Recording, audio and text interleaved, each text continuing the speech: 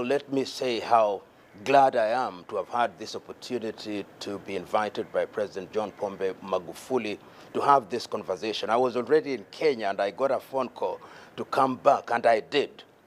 And he is the first president in this continent who has taken the step to invite me at a very short notice to have a long conversation on Africa. I may have met other presidents, but this is unique. Unique in the sense that I've had the opportunity to have a conversation of nearly 1 hour with President John Pombe Magufuli, and what amazes me is the president's ability to explain in detail many of the things that have happened in the last 4 years in this 5th administration of the government of the United Republic of Tanzania. We have talked about what has happened in the area of infrastructure, what has happened in the education sector, what has happened in the health sector, what has happened in terms of international relations.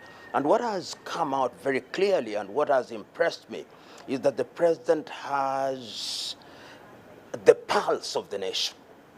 He knows what is happening. He is able to state in detail what is happening in Iringa, what is happening in Mwanza, what is happening in Chalinze, what is happening in different sectors, and his appreciation of the fact that going forward, Africa can only realize our potential if her men and women are dedicated to do things that are in the best interest of the society. Some of the statistics that I've got from him, that when he assumed office, there were 20,000 ghost workers, 14,000 workers who did not have qualification. Once you have removed all these individuals from the payroll, that releases money for utilization in sectors that will benefit the society. I've also learned that in Tanzania, public workers now receive their salaries on the 23rd day of every month. And that is amazing. And as I've said, and I'll repeat again, when one is involved in such earth-moving changes, there'll be no shortage of people who will not see the beauty and the goodness of what is being done. But history is a fair judge. He is a judge that is able to identify the things that speak for themselves. So in the administration of President John Pombe Magufuli, what speaks for him, even if he chooses to remain silent? It is the bridges that have been built. They speak for him. It is the health facilities that have been built that speak for him. It is the increased enrollment in primary school and in universities that speak for him. It is the increment of the National Reserve that speaks for him.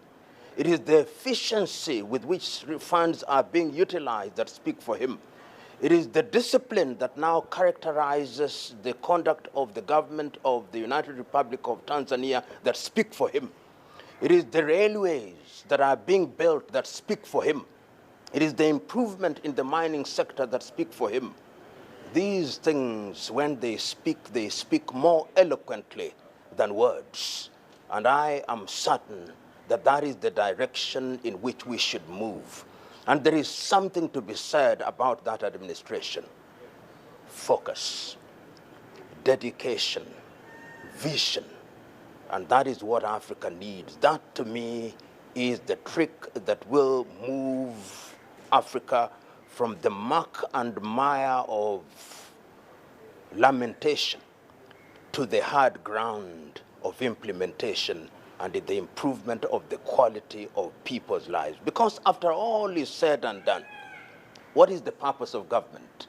Purpose of government is to create an environment where people can realize their potential and to provide for them in the critical areas of health, education, and of course, to ensure that there is food and opportunities for young men and women.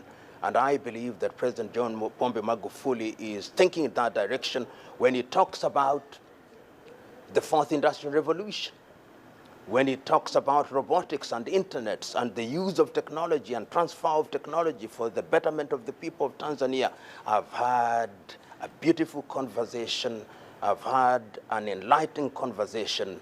And I hope that in their wisdom, the people of Tanzania will make a decision that is favorable to give President John Pombe Magufuli 5 more years. He has not asked me to be his campaigner. That is my own thought. If I was Tanzania, I would say, jaribu tena, ndugu rais. What is to magulify? To magulify, which we will not find in the English dictionary, but I hope it will find a place in the next issue of the dictionary, is to create an environment where resources are used efficiently, to create an environment where leadership is disciplined, and to serve one's country with dedication and in the spirit of patriotism. When you say and do that, then you have been magulified.